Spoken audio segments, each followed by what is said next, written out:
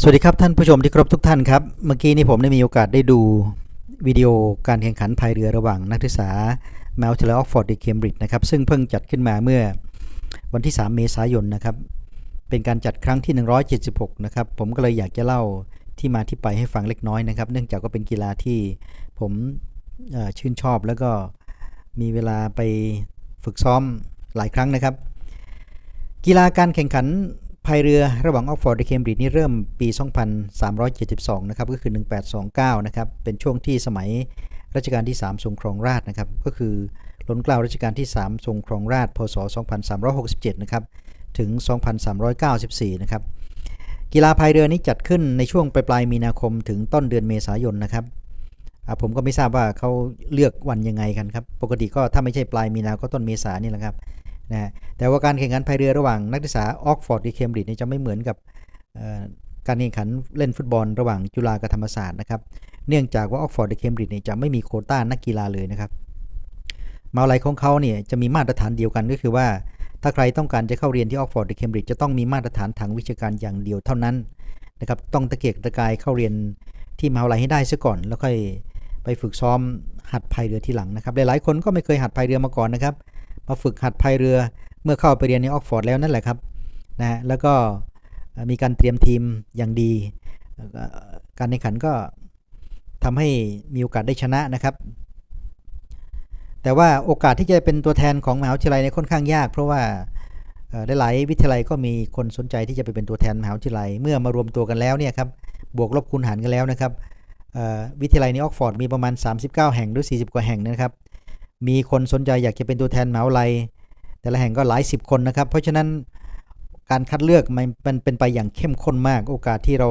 จะได้เป็นตัวแทนนี้ยากมากครับยังไม่มีนักเรียนไทยไปเป็นตัวแทนของมหาวิทยาลัยออกฟอร์ดนะครับตั้งแต่มีการส่งนักเรียนไทยไปเรียนเป็นต้นมานะครับนะฮะทีนี้สถิติที่ผ่านมานี่ออกฟอร์ดชนะเคมบริดจ์80ครั้งเคมบริดจ์ชนะออกฟอร์ด84ครั้งสำหรับนักกีฬาชายนะครับถ้าเป็นนักกีฬาหญิงนะครับซึ่งมาเริ่มแข่งขันทีหลังก็ฝ่ายหญิงเคมบริดจ์ชนะไป44ฝ่ายหญิงของออกฟอร์ดชนะไป30ครั้งนะครับถามว่าทำไมทีมมหาวิทยาลัยเคมบริดจ์ถึงชนะกว่ามหาวิทยาลัยออกฟอร์ดอันนี้ก็เป็นคำถามที่คลาสสิกมากครับเนื่องจากว่ามีคนถามเป็นประจำแล้วก็วิธีการตอบมันก็มีอยู่2แบบนะครับนะฮะคือไม่มีใครตอบมากไปกว่า2แบบนะครับแบบที่1ก็คือว่ามันขึ้นกับว่าใครมีความพร้อมในการเตรียมทีมมากกว่ากันเนื่องจากว่าออกฟอร์ดเคมบริดจ์เนี่ยเรียนหนักทั้งคู่ครับนะฮะพอถึงเวลาใกล้แข่งขันมหาวิทยาลัยนักศึกษาก็จะต้องมีความมั่นใจว่าจะไม่กระทบผลการเรียนมากนะครับบางทีมีการเตรียมทีมแล้วก็เกิดปัญหา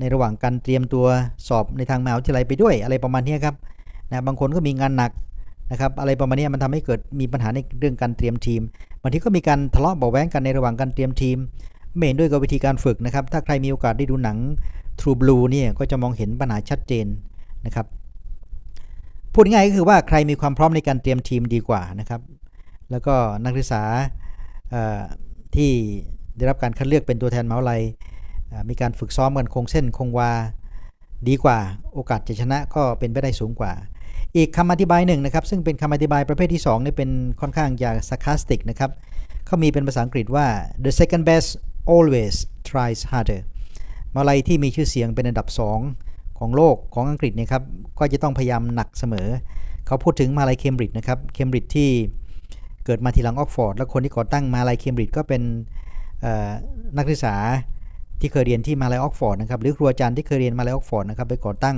เพราะฉะนั้นระบบการศึกษาก็ดีวิธีการจัดสอบก็ดีช่วงเวลาที่จัดสอบก็ดีระหว่างออกฟอร์ดและเคมบริดจ์นี่จึงเหมือนกันเดะเลยนะครับนะแล้วก็เกื้อกูลซึ่งกันและกันนะครับเป็นเพื่อนเป็นทั้งมิตรสหายเป็นทั้งคู่แข่งขันในเวลาเดียวกันนะครับนะฮะจุดเริ่มต้นของการแข่งขันนี่ก็คือสะพานพัตนีบริดจ์นะครับหรือสะพานพัตนีของมหานครลอนดอนนะครับเส้นทางแข่งขันนี่ก็จะยาวกว่าการแข่งขันพายเรือในโอลิมปิกนะครับแล้วก็แม่น้ำเทมอย่างที่ผมเล่าให้ฟังก็คลื่นก็หนักนะครับคลื่นในช่วงเดือนเมษาหรือต้นเมษาหรือปลายมีนาเนี่ยค่อนข้างจะคลื่นแรงนะครับผมได้มีโอกาสได้ไปยืนจ้องดูแม่น้ำเทมนะครับช่วงนี้ค่อนข้างจะคลื่นแรงด้วยเพราะฉะนั้นถ้าพูดถึงความยากลำบากแล้วเนี่ยการแข่งขันพายเรือของนักศึกษาออกฟอร์ดและเคมบริดจ์เนี่ยมันจะยากกว่าการแข่งขันในโอลิมปิกนะครับ มากยากกว่าการแข่งขันกีฬาพายเรือในโอลิมปิกนะครับเพราะว่าสภาพน้ำเขาออกจะนิ่งกว่านะครับนะฮะ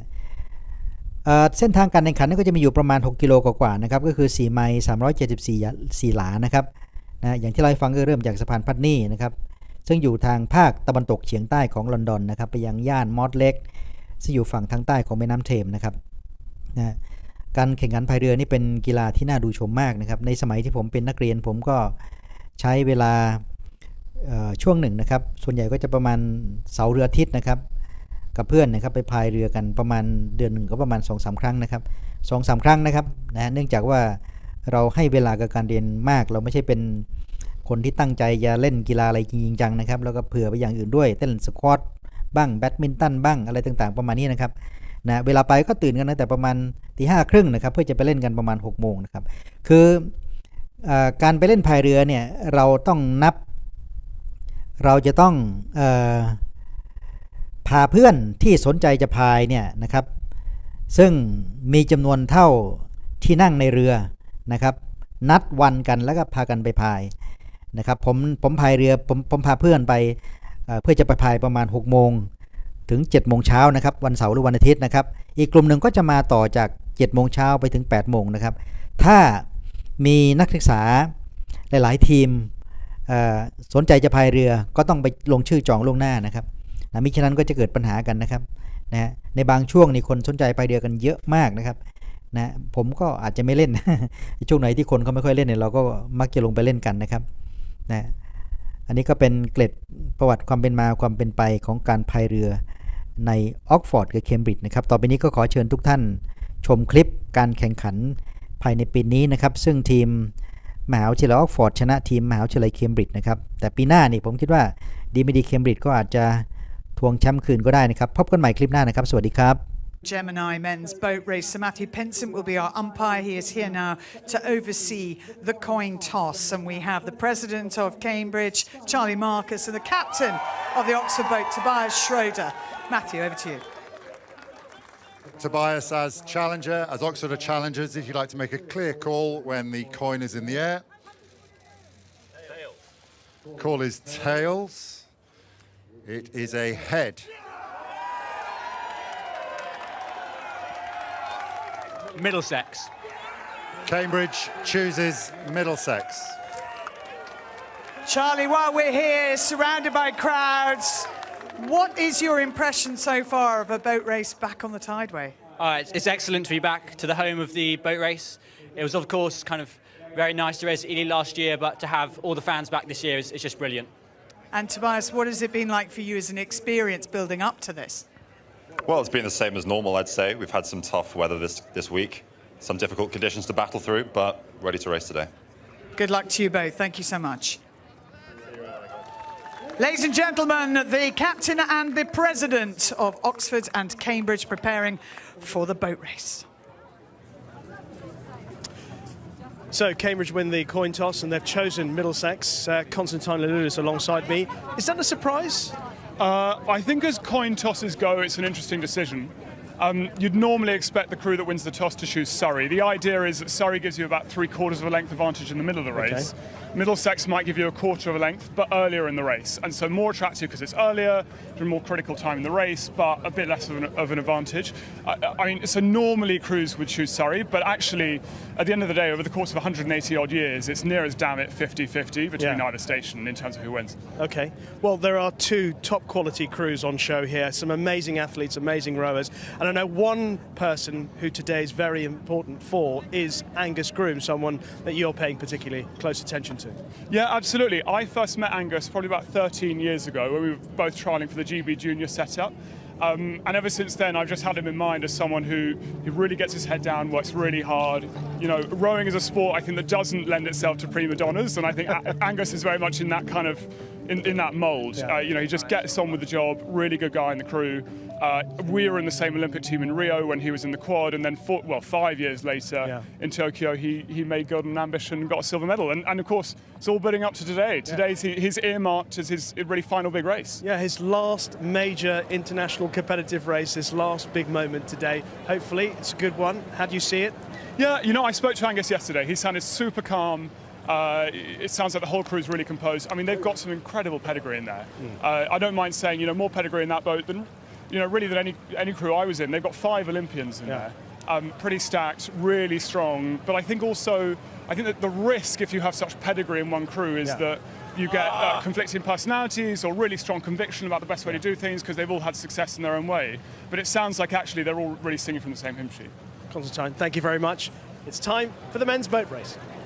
Yeah, the crews have been waiting there a while. The temperature has dropped. The action about to heat up, though, as we prepare for the 2022Oxford and Cambridge sitting near enough side by side, Oxford and Surrey, Cambridge on Middlesex, and they've been sitting on those stake boats for almost 10 minutes now, and it's not getting any warmer.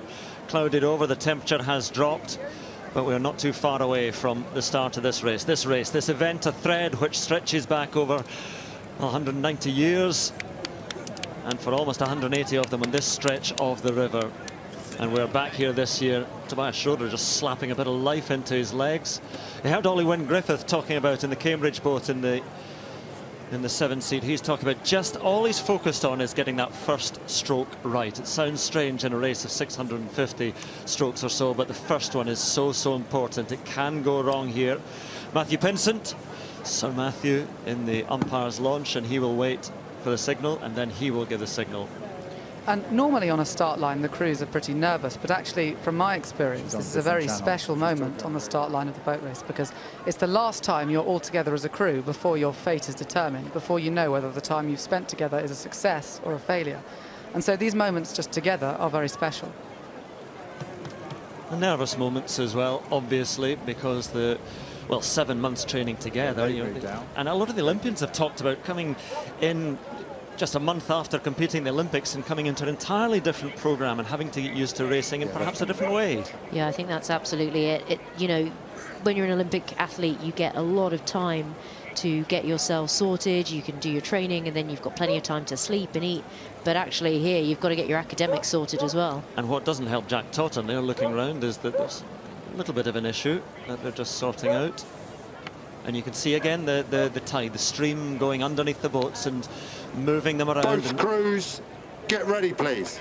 And the final word comes from the boss, Matthew Pinsent, who disqualified Cambridge in the Vets race yesterday. But this is different, and everyone will be on their best behaviour, I'm sure. But at the moment, it is Charlie Marcus, the very experienced Cambridge Cox, the president, with his hand up, and so too Jack Totten. And both Coxes waiting until they are entirely satisfied. It has to be right from the start.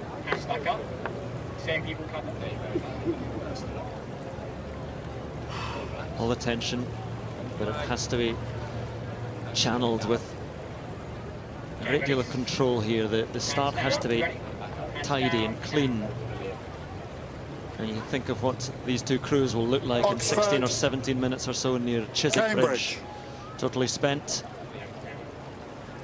But here just waiting to put all that training into practice.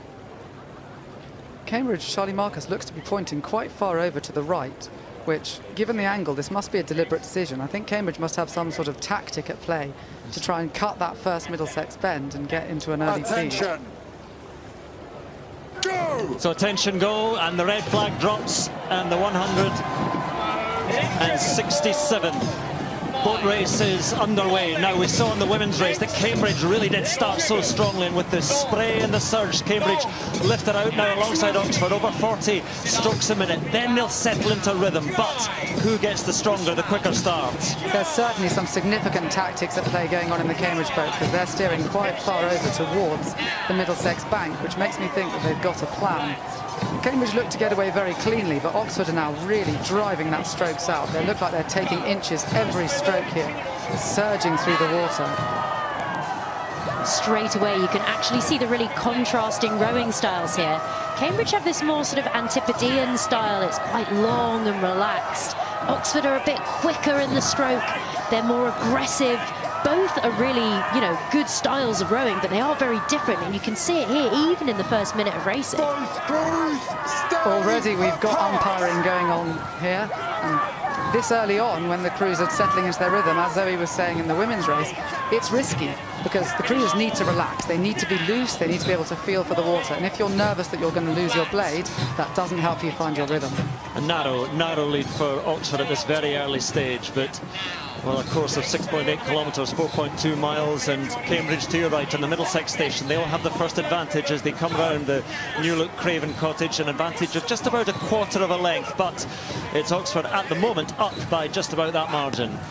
This was always what was expected to happen. On the team sheets, Oxford have an enormously powerful crew, and I think that raw power is going to benefit them in the first 3 minutes. But watching them in training, it looks like actually Cambridge have the more relaxed, more loose rhythm, and that's going to favour them later on. So if I were in the Oxford boat, I'd want to get this closed pretty early on. Matthew Pinson brooking no argument. Both crews stay apart, and he's keeping that gap between the blades at the moment. But look how close they are, coming closer. And we didn't have a clash in the women's race, but we might have one just about now. Matthew's working very, very hard here, and you can see the Coxes are chancing here. Charlie and Jack are notorious for being aggressive, and Charlie's going to try and push Oxford really, really wide around this bend so he can get them as far out of the stream as he possibly can here, and he's doing a reasonable job at the moment, I think. And look how close they are together there as they come round that new expanded stand of Craven Cottage. And once more, Matthew Pinson saying both crews stay apart. And I wonder if we can go down to Wayne Pommen on the water for his early thoughts. Well, what an exciting start. And, you know, what you may not be able to see from above is that it's gotten quite windy here in the past few minutes. There's much more of a headwind than we had for the women's race. And you can see both crews struggling with the waves and struggling with their blade work a little bit. But I do think so far the headwind has actually been good for Oxford. They're a bit more powerful, a bit heavier crew, and they tend to do better in the headwind. Yes. So Cambridge really has to hang on here through this stage. Averaging 4 kilos a man.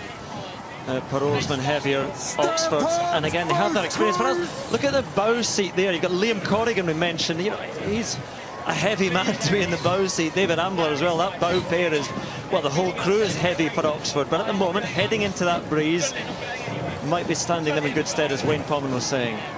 Both crews here, a huge amount of power, a huge amount of international experience as well. But actually what both crews don't have a huge amount of is boat race experience.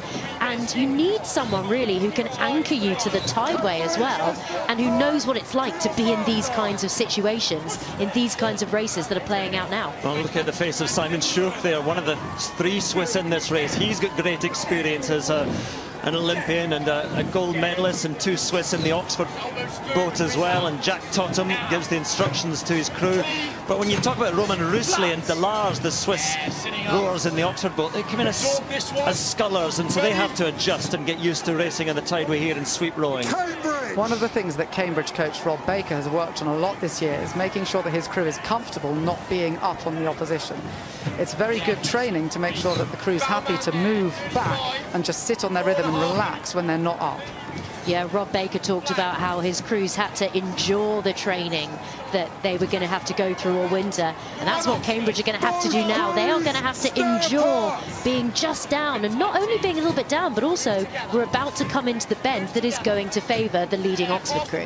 Yes, you can see it there as it sweeps round towards Hammersmith Bridge in the first big bend worth 3/4 of a length. And then again, once they move round that bend, the wind, the westerly wind, should prove even stronger, and perhaps the water will pick up a little bit as well. So Cambridge now being told to move to Middlesex. George Finlayson in the 3-seat for Cambridge, who rowed actually with Oxford 4-seat Jack Robinson, he's said a lot in his interviews that he finds it's a privilege to be under pressure. And I think you'll find that Balfour in Cambridge actually thrive on being a little bit down. They love the adrenaline that it gives you. There is Jack Robertson there, just going out of shot, and Roman Rusli, one of the 2 Swiss, and Charlie Elwes, and Angus Groom in his first and final race. Tobias Schroeder returning blue, and then Jack Totham, who learned at Monmouth School in the River Wye, studying history and trying to steer this very experienced boat and doing a good job at the moment. This is a dangerous position for Cambridge now. Oxford are on the brink of breaking clear. And as soon as you lose contact, it starts to become much more difficult for the crew that's down. So Cambridge Cox, Charlie Marcus, and especially the bow pair, Luca Ferraro and Jamie Hunter, they need to be talking to the crew the whole time, saying, actually, we're right alongside them, because it gets very, very quiet in the stern. Cambridge really talked this year about how every man turned up every day ready to work, ready to get it done to win this race. And I hope now that they are able to really dig into that and hold on to this Oxford crew, keep them in the race here. So heading past the thousands on the embankment again and under Hammersmith Bridge, which has for many occasions in the past been filled with thousands of spectators and may again in the future as they start repair jobs on this wonderful structure, but there is just about clear water between the two at the moment, and the crew that leads under Hammersmith Bridge, well, it's about 80% they go on to win the race, so Cambridge have a real fight in their hands here. Yeah, Oxford didn't want to see themselves as favourites for this race, no matter what they heard. They did not want to see themselves as favourites because they really thought that, you know, it was Cambridge that had the momentum overall. But here they are putting themselves in front, they are putting themselves in a really solid position now to lead into the second half of this race. Oxford look very comfortable out there, and you can see they've relaxed, they've lengthened out. They're still, I think, rowing a little shorter than Cambridge, but that's very classic of Sean Bowden's style. He likes them to be quite aggressive with their shoulders when they put the blade in the water, whereas Cambridge, Rob Baker coaches them to be more relaxed. He likes them to get their hands further outside the boat, but be a little bit more smoother and just using the legs, and you can see these two styles quite nicely here.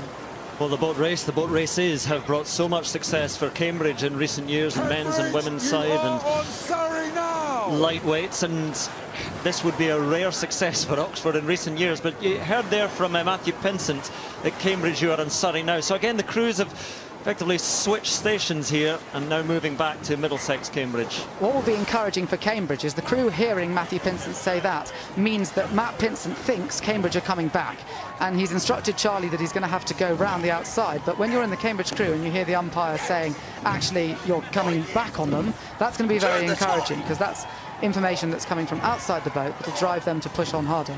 The sky is darkened, the wind lifts, and we go down once again to Wayne Potman on the river.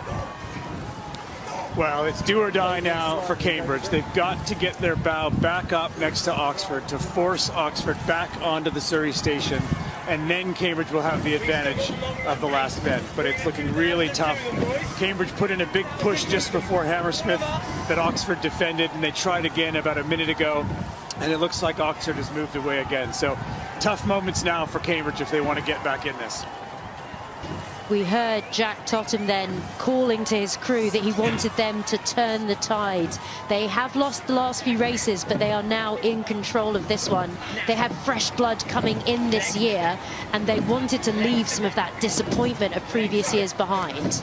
Well, they've lost the last 3 races in the men's boat race. It has been all Cambridge, and now Oxford, well, it's falling into the pattern of the women's race. They're able to send down a little bit of dirty water towards Cambridge, although the river is pretty lively at the moment here in this stretch anyway. But that gap is quite commanding now for the dark blues. This is a dangerous and precarious position for Cambridge. I think one of the things that Ollie Parish and Ollie Wing-Griffith in Stroke have shown is that they're phenomenally tough racers. They're happy being down, and they're happy to just absolutely keep gunning it right into the crew in front. But they've got left themselves a lot of work to do. Again, Matthew Pinsent isn't happy. Even with what looks like a large margin, he's still pushing Oxford back. And that will give Cambridge a bit of a wind in their sail. They'll be like, hang on, the umpire has confidence that we're coming back. It's great to see just crews of this quality down here in this race. You know, so many international guys, Olympians, really experienced oarsmen. And I think the thing that's so interesting about the boat race is that all elite athletes, all elite rowers, they've got to have that strength, the endurance, the skill. They've got to find that compatibility in the boat. They've got to have that mental toughness. But what these guys we're seeing here have, they also have that ability to handle this huge academic pressure. And that is going to pay off in their rowing as well. Yeah, a few who study the MBAs in business, who are very intense one-year courses, and then they come from rowing in Olympics and World Championships, and then they're combining. It is very much the sort of amateur rowing, getting up very early in the morning. The Swiss athletes have talked about that, how strange it is to be doing the training so early in the morning, as we look at the heart rate of Tobias Schroeder in the stroke seat for Oxford, sitting at 182. and I would say sitting in a reasonably comfortable position at the moment, Oxford.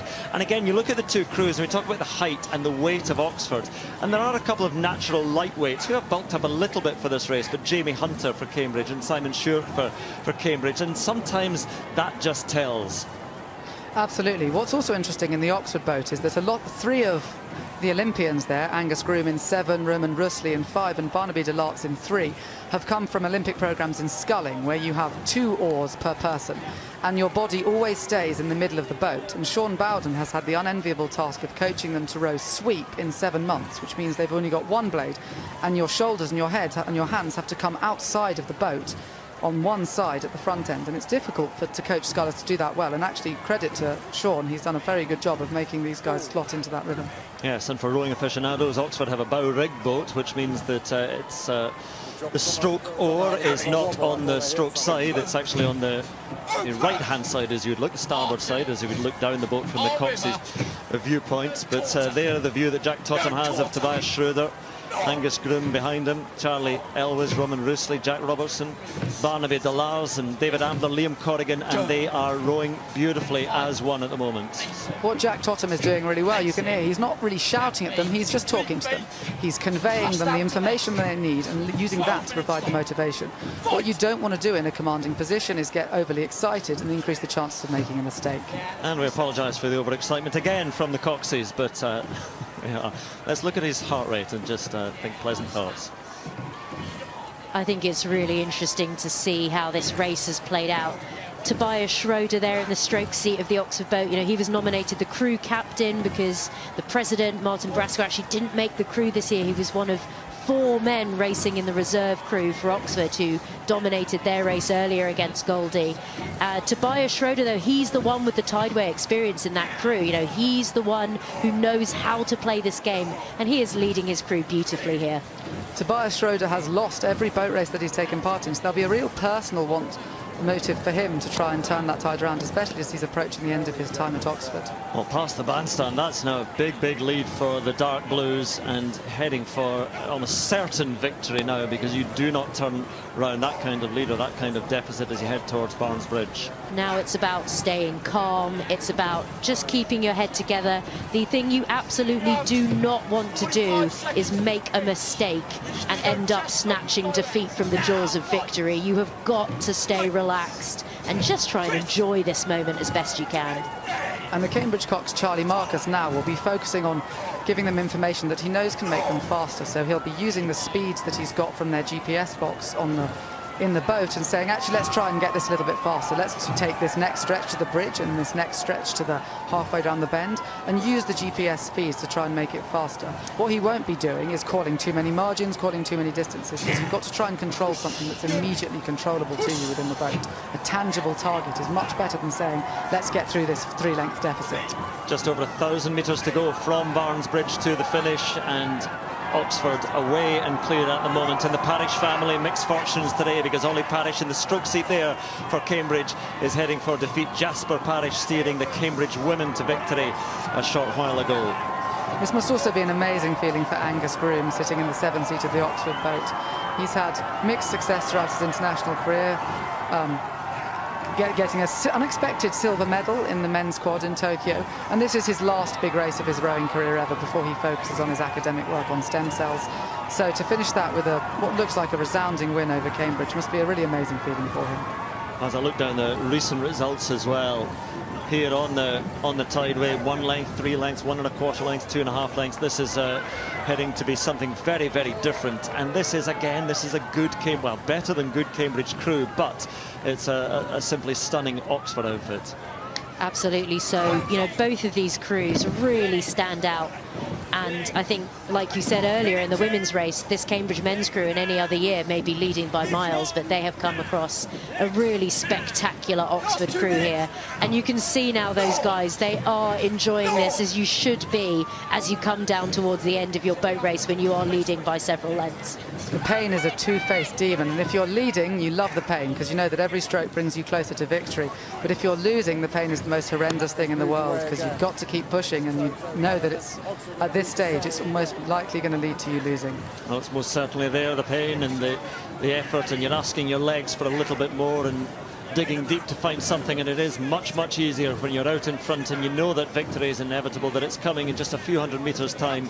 And we look down on the dark blues of Oxford, well clear of the light blues of Cambridge, and the thousands on the bank at Mortlake wait for them and wait to welcome Oxford back to winning ways in the Thames, and they're going to do so in a fast time. It's not going to be a record time, and that's sometimes dependent on the amount of water coming down off the land, so can't really judge it entirely as to the performance. What we can do from the naked eye watching this is say this has been so impressive from Oxford. I think it's a testament to the power of the boat race experience that both crews have such an amazing team sheet here. So, back on the Thames and back to winning ways for Oxford in the boat race. And the smiles will start soon, just a few final pulls on the oar before the celebrations can start. Still they go, still they drive, and still so very clear of Cambridge. And Jack Totham already starting to celebrate, driving them on past the brewery, towards the finish line, and towards victory again.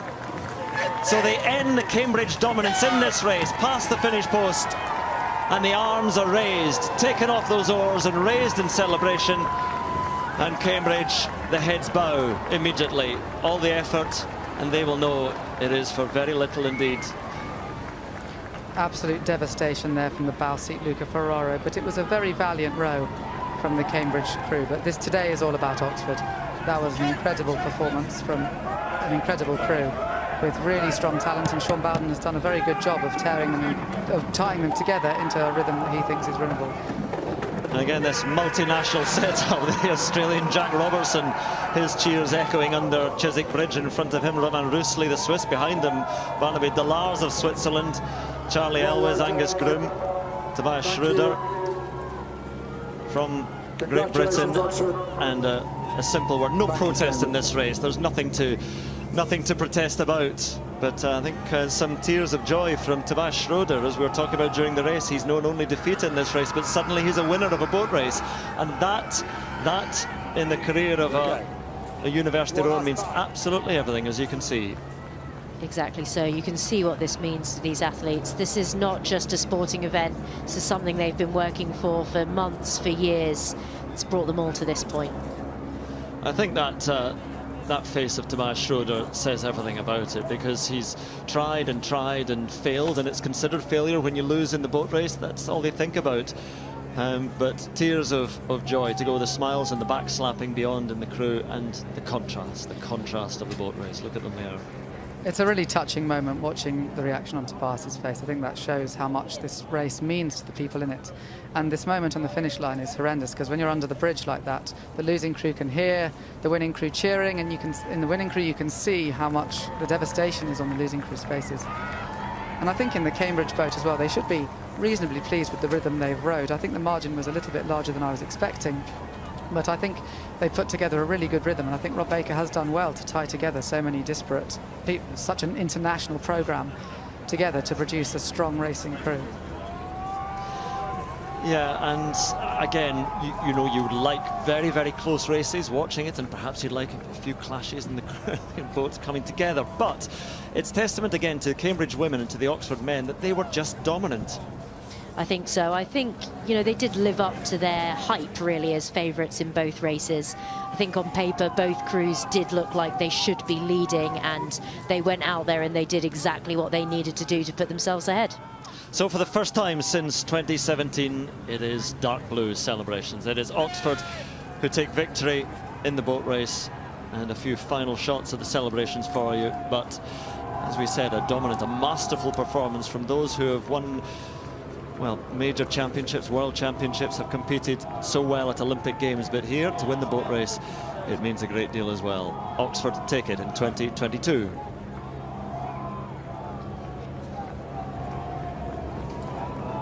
Wonderful pictures there, jubilant scenes. You can see exactly what it means to the Oxford crew. And Catherine, it's interesting, isn't it, the pressure. They came into this red-hot favourites, and that does put pressure on them. But to deliver in the manner in which they did would be a huge relief. You can see it on their faces just now. Yeah, and it's wonderful to see, you know, having those close-ups of that emotion. These are crews that spend an intense year training for one race, and there's only two boats in it. You're going to win or you're going to lose. And we talk about this every time. That it's unlike any other sort of rowing event we would go to, where it's just this two-boat race and it all comes down to this one moment today. So even though we've got incredibly stacked crews with, you know, multiple Olympians in there, you can still see what this one university race means to them. It was interesting tactics from Cambridge, the coin toss. Oxford, though, knew they had to go out strong to negate any advantage that Cambridge might have had towards the end of the race. Yeah, absolutely. And I think in doing so, Oxford then they get in this situation where they spend most of the race thinking they'll probably win if they don't muck up, if they don't make mistakes. You know, you see they're building this lead, yet you never want to get complacent. And so almost as soon as you cross the line, you can see the relief on their faces. And they've almost had time to absorb it, but they'll never let themselves until they cross that line, just in case, because anything can happen. So, you know, seeing people... You know, I was on the team with someone like Angus, and he's there with his head in his hands because he can't believe he's just done this thing. And it's amazing to see those individuals who have just done something that they will be so proud of for the rest of their lives. And for somebody like Angus, you know, this was a sort of last chance saloon. It was boom or bust. He said in the VT that we saw beforehand, this was really the last day in terms of rowing for him. I know. Imagine sitting on the start line and just knowing this is going to be the last time I cross the finishing line, and I can either win or lose. There's nothing else that can happen here. So to have won, you know, for him, I mean, what a day for all of that crew. Amazing. But like we said, both crews with such fantastic athletes in, it's just testament to what this boat race is. Yeah, wonderful scenes there. In fact, let's head to the finish and see Rishi. Yeah, alongside Constantine Louloudis, who's just seen Oxford produce a superb performance today. Your initial reaction? It was a pretty textbook performance from the Oxford crew. You know, it wasn't the most eventful race. They just got off to a really strong start. They held Cambridge when Cambridge had the benefit of that Middlesex bend, and then they moved away when they had their own bend. And I thought they looked really strong. They had, you know, they were just aggressive. They stuck to their rhythm. Yeah. It looked like Cambridge might try and hang on, but you know, after they got clear water, and there was maybe a little hiccup in the Oxford crew, but they just stuck to it and just moved out. Just when we spoke beforehand about the quality of both crews for this race, the magnitude of the performance for Oxford to win in that manner today, where do you rank it? How do you rate it? Well, I think to understand it, you've got to look at how good their opposition was. And that Cambridge crew is really strong. There are some really strong athletes in there. They've got an enormous amount of pedigree. And they look good on the day as well. They look quite smooth. They had a good start. And so to actually dominate the race in that fashion, I mean, it's a credit to those guys. I think they've done really, really well. We've watched a wonderful couple of races today. Both races have shown some tremendous athletes on show. When we're talking about the quality of the crews, you've highlighted at the start of the day when we're talking about Olympians, international rowers. I mean, what we've seen this afternoon back here in front of a crowd is as good as it gets when it comes to the boat races. Yeah, I mean, it's fantastic to be back in London. You know, it was in Ely last year. It was probably the best they could do in the circumstances, but there's nothing like being back here, you know, in the capital, lots of people on the bank, 180 years of, you know, boat race history. We've got the Gloriana, you know, over there, I mean, it's been a fantastic day. Obviously, for me, it's quite thrilling to see a victory for the Oxford men. No, it's fantastic to be back here. Well, we're going to try and get some reaction from both crews. In the meantime, head back to Lee. Thanks, Rishi. Martin's alongside me once again. Martin, what did you make of that one? That's a massive win for Oxford. You know, given the strength of the Cambridge crew, I'd say that makes this Oxford crew one of the greatest of all time, if not the greatest. One of the greatest crews in the history of the boat race. Absolutely. The quality in the Cambridge crew with those fantastic British internationals, but everywhere you look in that Oxford crew, there was Olympic quality. And to do what they did to Cambridge, you know, Sean Bowden, the coach, knew that he had a fast crew, and they delivered on straight line speed. They delivered round the bends. Fantastic performance. We're going to take a look at the race. And Martin, you stated your surprise at the choice made at the coin toss. But just talk us through this, because obviously Oxford knew they had to do something special at the start. Well, Cambridge have chosen this Middlesex bank. They want to lead early on, but you can see Oxford have got the lead. They've just shut the door early on. You know, the straight line speed and power of this Oxford boat is phenomenal.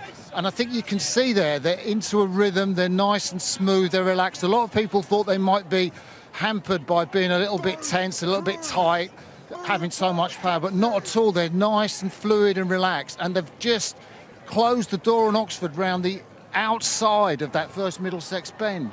So, and you can see there, just coming up to Hammersmith Bridge, that Oxford have got that clear water margin. And Cambridge have got such a difficult job now to try and hang on round the outside of that bend. And you can see Jack Totham, the Oxford Cox, just close the door there on the Cambridge crew, and they're having to row in Oxford's puddles now. And we were watching this live at the time, and I said to you then, can Cambridge bring this back? And you said it was going to be incredibly tough, but we knew what was going to be happening, that they might get an advantage because of the choice that they made. But Oxford were very much in control and at this stage, and you can see the gap there. Yeah, and you can see the pulse rate, 182 beats from Tobias Schroeder, the stroke. He is working absolutely flat out to keep maximum distance, because what they know is if they let the door open to Cambridge, Cambridge having chosen Middlesex would have the inside of the last bend. They've got to keep it open. And this is where you see Cambridge coming up to to Barnes Bridge. They would have made a bet that they would be level with Oxford coming into the last bend, and they'd have the inside. That's why they chose Middlesex. And you see this fantastic Oxford crew have really done them for pace, and Cambridge are nowhere near. There's Barnes Bridge, and they're just not in it. And we can see this gap very clearly here, standing here, the benefit of hindsight as well. How much would Cambridge have known about the distance to Oxford? You know, not a lot.